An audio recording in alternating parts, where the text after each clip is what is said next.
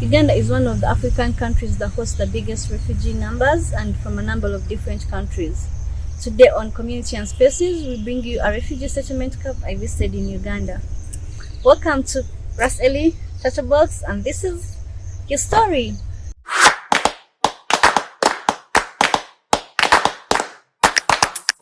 Audio Jungle.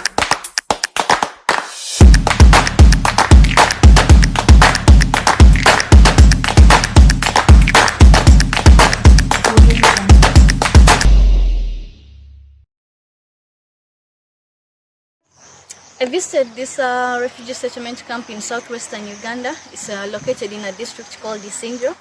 Yeah, it's actually my village. It's my village, yeah. So Isingiro has a refugee settlement camp called Nakivale Refugee Settlement. It sits, by Google study, it sits on an area of 182 kilometers. This place here is more than what I expected to find. In my imaginations and thoughts, I expected to find like people living in UN tents or huts with the bare minimum, with sad faces, with things, living the bare minimum life. All they have is peace. That's what my brain told me. So to my shock, these people have more than peace. They have built a lifestyle. They have built lives. They have tried to try and forget sadness and live a normal life. They have more than peace in their area. So I should say they have more than enough. So my target, my study was to go and see how they live, their lifestyle, and understand them. I stayed with this beautiful family that hosted me for a max of 4 days. A young, lovely couple found love in the refugee camp and got married. They both grew up in the refugee settlement and got married. That's how people stay there for long. They are cattle keepers who have managed to create an average life, good life for their family. Yeah, they've managed to take their children to schools, to boarding schools outside the refugee settlement. Yeah, and also I noticed the home is always full of visitors, which is the case around the settlement. The homes, people are always visiting each other. It's also like an activity in the settlement. So they have a lot of time on their sleeves anyway, so you find them visiting each other. So this lovely family hosted me for a max of 4 days, and the son managed to blend in. So as I said, the refugee camp settled more than 4 countries. More than 3 countries, I should say, because the main countries there are Burundians, Congolese, and Somalis, then a few Ethiopians and Sudanese. So in this area, I'll tell you that every different country has tried to do an annex of what they had back home. They've tried to bring that here. They've tried to incorporate that in this country, in Uganda. So in the refugee camp, you find different centers of those people. And I tried to visit the booming towns. First of all, the one I visited mostly was New Congo. New Congo, of course, as the name suggests, is settled by very many Congolese. And to give you a backstory about Congolese, is that Congolese are drip masters. They love a good life. They love drip. You find them, dripping with chains, with the latest haircuts, the dress code, then skin toning for women, It's also home to the kitenge wear. Their culture wear is kitenge.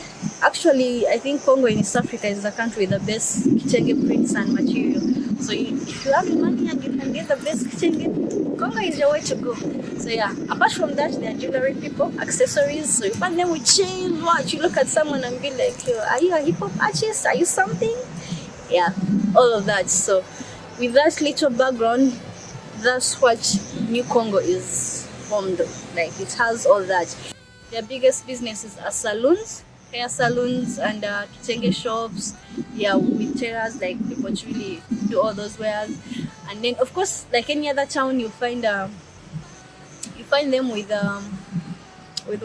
other shops in the area. Like any other shop, like any booming town, you find them with different shops and things they can do. So New Congo is the busiest. It actually also hosts the main market, like everyone who doesn't like the main market of the area, like the fresh food. So that's where the whole camp shops from, the whole refugee settlement. It shops from that place. Forgive me for saying camp. I don't know why I keep saying camp, but it's a camp because There are people living together in a small place. So yeah, and not for a long time. So yeah, so this place has more of that incorporated there, and much of that New Buja has a very busy night lifestyle. Yeah, they have very many, but as I said, Congolese are lifestyle people. They love a good life. They love to, you know, all that. So they have a very booming nightlife, and their town is the busiest town. I think it's like the main town of the area, New Congo. It's the main town of the area. So you'll find everything you need. It's really a beautiful trading center. To be honest, before I go further, I've been around different trading centers and towns of Isingiro. Actually, the main town of Isingiro. It's not compared to the towns in the refugee settlement. Nakivale Refugee Settlement has like best booming towns in Isingiro. Yeah, it has the best booming towns more than some districts in Uganda. That's how far people have gone to building a lifestyle in this place. So my other town I visited is Somalia. As you can hear, the Somali town is filled with Somalis. Yeah, I really don't know much about their background, and also I didn't get to interact with them to get to know them. They are so much absorbed into themselves, and they are so open to a stranger, talking to them and all that. But Somali town is also so busy. Can be compared to Uganda's downtown. Yeah, it's a trading center. If you want to buy anything, any home appliance, anything to ease in your life or beautify your home, or clothing, these women clothing, these free dresses, like I said, that's why you find them in Somali town. It's known for trading. Like people Somalis go and buy stuff from outside the camp and come and trade them in this area. Yeah, it's busy with businesses. Though people say Somali town is a very nice town, you should visit it, you should do what. I didn't find it that busy. I just found it to be a town for trading. Yeah, it's known for bringing in things from outside the camp. So like I said before, because of their religion, they are not really nice people, so their nightlife is also not that busy. Yeah, it's just lit up shops of anything you would need to modify your home or ease in your life. That's what I got to notice about it. And of course, they are so consumed into themselves. They're always seated outside their shops talking to each other. It's so rare to find someone from outside the community who's not a Somali to be seated around and interacting with them. Yeah, that's what I noticed about them. It's not that busy like people say. Also, if you want to go to Kampala, that's where you find the minibuses heading to Kampala. Although the settlement has its own park, but this place has the minibuses that go straight to Kampala. Yeah. There are a number of other centers like New Abuja, Kawazana, like this center, Kawazana. Kawazana is known for cattle keepers. Yeah, it has very many Congolese, Rwandans, and Burundians. Brief story is that the Congolese in the refugee settlement who came from Congo are not people who speak Kiswahili. They speak Kinyarwanda. Yeah, it's a group of people in Congo that speak Kinyarwanda, and they have ethnicity issues. That's how most of those words come up. Those ADF words we about, yeah, this is how they come about. So in this area, it's hard to differentiate who's a Rwandan, who's Burundian, and who's a Congolese. Yeah, that's how hard it is. But it's also a nice town. As you can see, people from the NGO officials jog from these areas because they're not so busy. But they're also like any other town. And also one thing I noticed and learned is people leave these other centers to go to New Congo at night to party and turn up. Yeah, that's what I also got to notice. But they're also packed with busy people and they are farmers, all that. All I can say is that the settlement is a busy place, and different centers are being set up by different countries. They are built up different communities. Then also I found out when refugees come and they are settled in these places far from New Congo or Somali town, so people wait for the NGO officials or the UN officials to leave, and then they shift to the busiest places in the camp. They go and set up and even rent. They find houses to rent in the busy centers. Yeah, if you can't handle being far from the busy centers, you can come and rent here. Yeah, but all centers are busy. They are busy, but New Congo and Somali town take over everything. So that spirit of turning up the Ugandans have has been absorbed in that community. Yeah. So this brings me to the young generation. How are they helped and to develop, you know, from all this? The UN and very many NGOs have set up facilities. They have set up different centers in the camp, so in the settlement, that can help people, you know, the young generation have a future and have hope in what to do. I noticed they have schools. They've set up different schools in different sectors. Like if you can't afford to take your child to a school outside the camp, there is a school for everyone.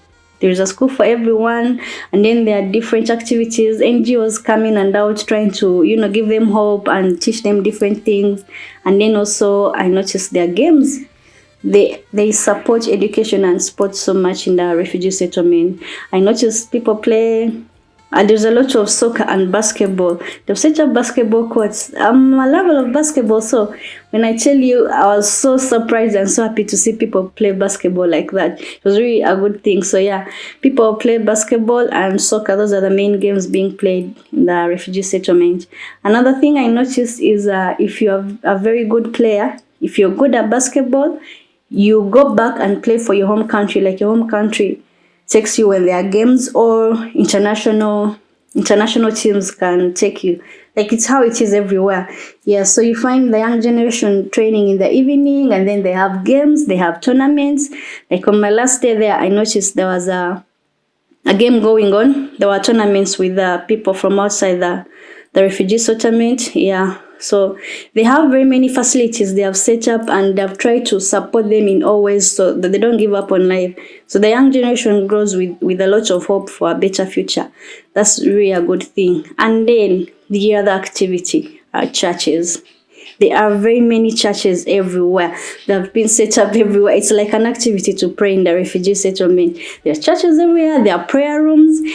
In the night, it's like a competition. This side is secular music, and this side there are prayers coming from people's homes. Yeah, it's really a good thing. They have set up a lifestyle, a booming business and lifestyle life they can survive. Of course, however much they are happy and have peace, their prayer is always, we hope to go back home. That's their daily prayer. We hope one day we get back home, even if the government of Uganda, and they're so grateful by the government of Uganda for giving them this lifestyle and freedom in this country. So that's really something I liked. Yeah, you may wonder how they make money, because refugees are not allowed to trade. They're not allowed to trade or do business. So you may wonder how they get all this money. They have relatives who stayed in their countries, and some of them didn't lose their wealth. So they send them money, or some went back and sold that wealth to come and set up something for themselves this side. And also the UN organizes immigration asylum for these people. So if your friend or relative went abroad, you'll find them sending you money like monthly. Yeah, find someone getting $500 per month, which is good to survive on. And also they're like investors. You partner with the Ugandan local and then start up a business. You're the investor and they are the other things. You're the money, and they're the workers, I should say. So you see, now I'll give you an example of livestock. If you have your cows, and then those people, like, you don't have grass, of course, you don't have an area to graze on. So you hire outland from a Ugandan local and you put your livestock. And then the other part is how those people get to become big business people. That's a mystery I didn't want to solve. Yeah, I didn't want to unfold that, because it's their privacy, and I noticed they wanted to keep up that. So like they say, hustler will always find a way. But yeah. Thank you, Ras Eli Chatterbox, and this was Community and Spaces. Until